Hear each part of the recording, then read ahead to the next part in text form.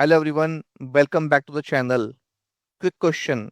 Are you still paying a separate vendor just to patch applications like Chrome, Zoom or Adobe Reader on top of Intune? If so, today's video matters because Microsoft just folded that capability into Intune itself and it's already included in your Microsoft 365 E5 license.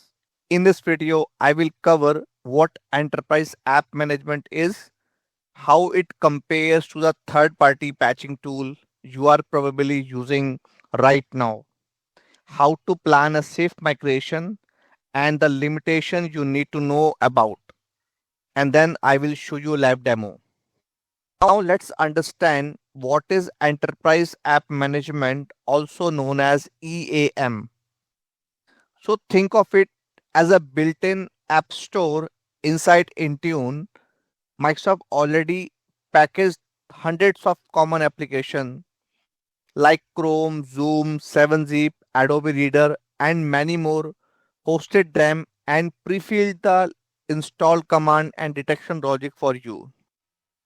All you need to do, search the Enterprise App Catalog, add the application, review the pre-filled settings, and assign it. No more manual wrapping an installer into an Intune Win file. And for a lot of these applications, once they are deployed, they can even keep themselves updated automatically. Now let's understand with a real-time example.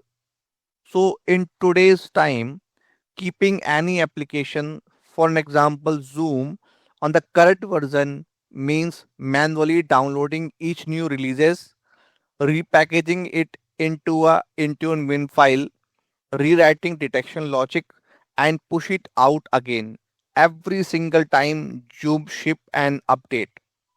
With enterprise application management, you add Zoom client for meeting from the catalog once and Intune takes over the packaging, detection logic, and future version update for you. No repeat manual work. Now let's talk about how we are patching third-party application today. So historically, Intune cannot auto package these applications for you. So almost every organization added a dedicated patching tool on top of it. So you probably heard of or used tools like Patch My PC, which auto packages and updates 3,500 plus apps into Intune. ManageEngine Patch Manager Plus, which patches the OS and third-party apps across platform. Ivanti Neurons for patch for enterprise scale patch and vulnerability management. And lighter RMM style tools like NinjaOne and Automox. Now let's talk about how to migrate. So this is a big shift because Enterprise App Management is now included in Microsoft 365 E5 license. It's time to start planning your migration carefully, not overnight. Check which of your third-party managed app already exist in Enterprise App Catalog. Pilot with a small test group of devices. Validate the install, detection logic and update behavior properly. Run Enterprise App Management alongside your existing tool for one full patch cycle before you trust it fully. Gradually reduce your third-party tool seats or endpoints as more apps shift over to Enterprise App Management. These tools are usually licensed per user or per device, not per app. So that is a scale down, not a cancellation. Don't cancel everything. Keep your existing tool for any apps EMS does not support yet. And remember, there is no extra cost here. You are already paying for this in your Microsoft 365 E5 license. So before you get too excited and switching everything overnight, there are some real limitations and everything is already mentioned in the Microsoft own documentation. First one is not every app is currently present in the catalog. though Microsoft keep updating more and more over a time. Self-updating app relies on the vendor owns update mechanism, not Intune, so behavior can vary.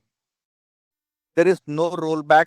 If a bad version shipped through auto update, you have to fix it manually or by creating a Win32 application. There is no phase rollout rings, meaning updates go state every targeted devices at once if you are using auto update mechanism.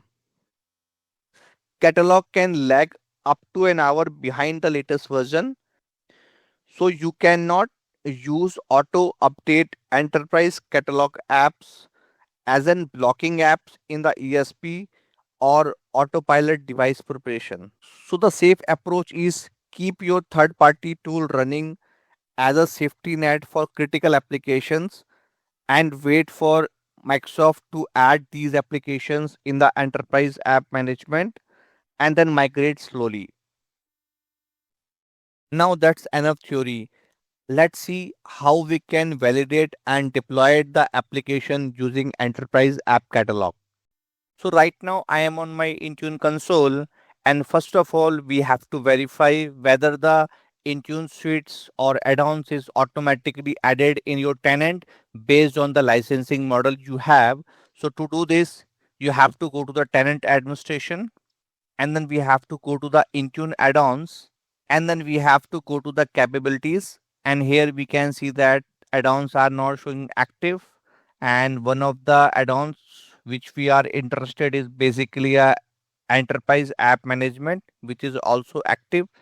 You can also verify if you go to the user and search for any user where you already assigned the license, and if you click on the licenses and if you click on the Microsoft 365 E5 license, and you can see that all the Intune add-ons are automatically added, and one of them is Intune Enterprise Application Management.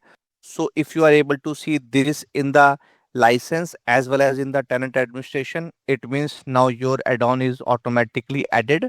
And then what you have to do, you have to go to the apps, and then we have to select the platform Windows and then click on create. And here in the app type, if you go down in last, we are able to see that enterprise app catalog app, and then you have to click on select. And now here what you have to do, you just need to search the application you want to deploy. So basically first you have to select the application, then you have to configure the application, and then you have to update the application. So let's say I want to deploy 7-zip application, or any application you can select. Like we can see that 7-zip application is there in this portal, and then click on next.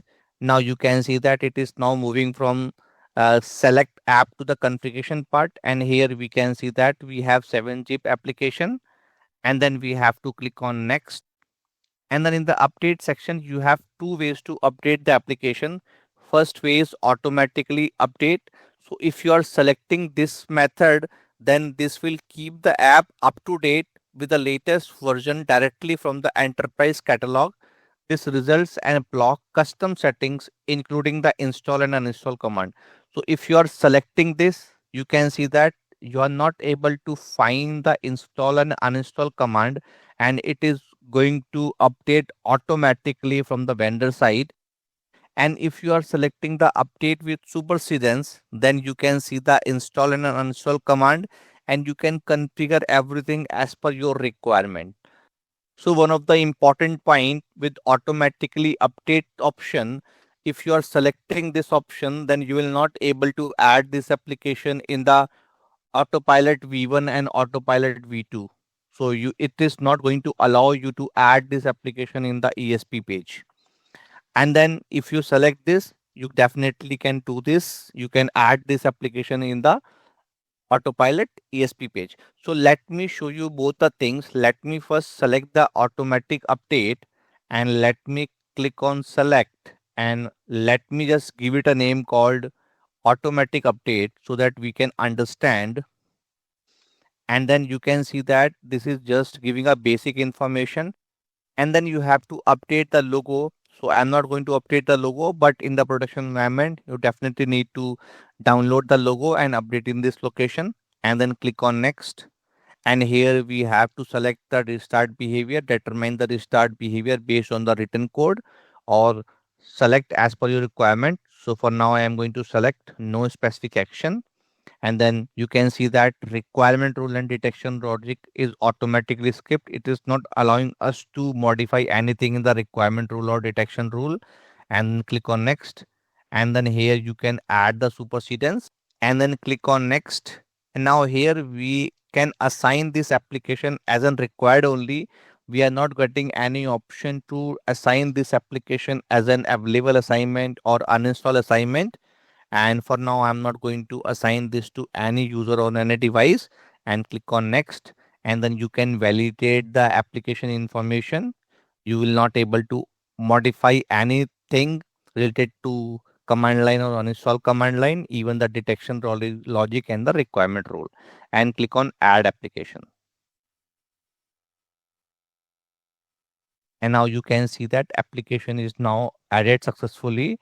Now let's add one more application. Again, go to the create and select the application, Enterprise App Catalog, and then select. Let me select the same application again, 7-zip, and then select the application, click on next. And then in the configuration, let's select this application and click on next.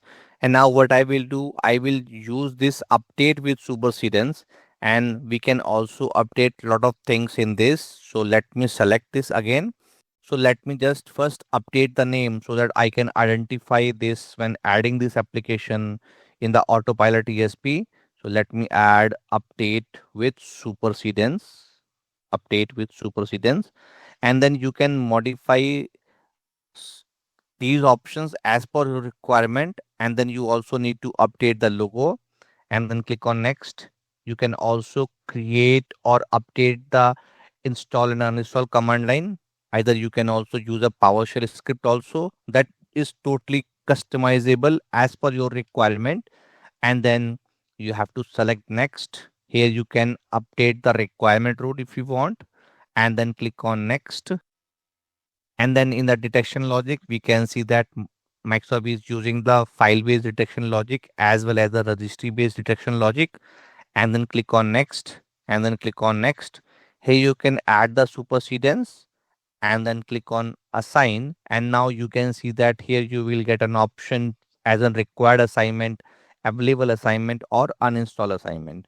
For now, I am not going to assign anything here also. And then click on next and click on add an application. So this way you can create and deploy the application using the enterprise app catalog. And now if you go to the devices and if you go to the Windows and go to the enrollment section and scroll down, and if you come to the enrollment status page and if you just select the demo ESP and go to the property, and if you edit the setting, and if you scroll down and if you select the application and search for 7-zip, now here we can see that we are only able to see the application which we created using the supersedence method, or the second option, we are not able to see the application which we created using the auto update method. So that's what I want to show you, that when you want to create an application using the auto update mechanism, you will not able to add this application in the autopilot ESP page, as well as you will also not able to add this application if you are using the device preparation policy to implement the autopilot V2. So that's all for this video, and let me know your thoughts in the comment section, and I will see you soon in my next video.